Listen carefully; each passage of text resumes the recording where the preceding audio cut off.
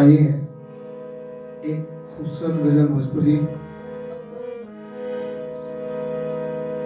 जे रजनीकांत समीर जी के लिखल बा गजल है। भोजपुरी के दो शब्द का भाव बा गजल के। खुशबू न मिली कबो, खुशबू न मिली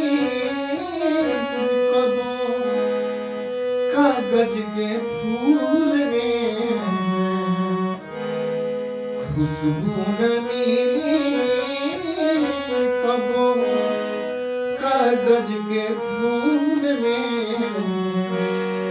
सच्चाई न छूटी बनावटी वसूल में, खुशबू न मिली कबो कागज के फूल में, सच्चाई न छिपी बनावटी वसूल में, खुशबू न मिली कबो कागज के फूल में, सच्चाई न छिपी बनावटी वसूल में।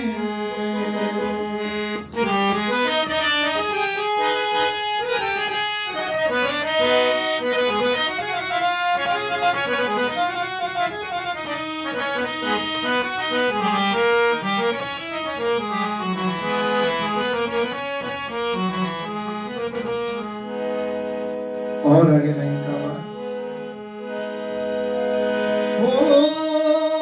सत्य परेशान होला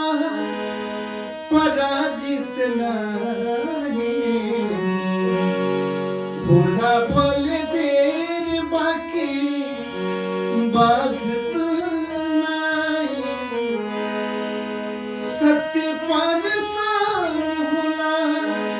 पराजित नहीं होला, भल देर बाकी बाधित नहीं, कबहू न गलती होला, कबहू न गलती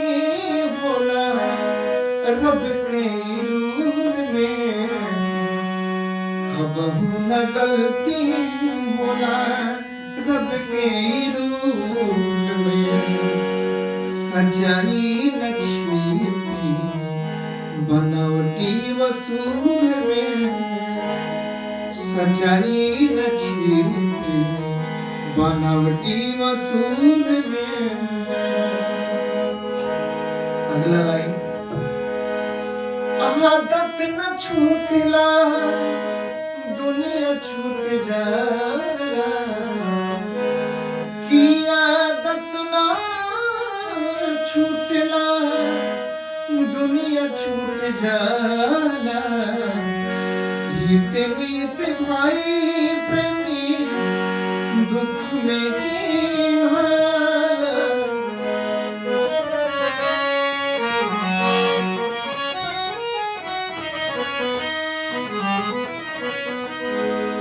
आदत ना छूटला दुनिया छूट जाला, हित मीत भाई प्रेमी दुख में चिन्हाला, झड़ना हिले कबो, झड़ना हिले कबो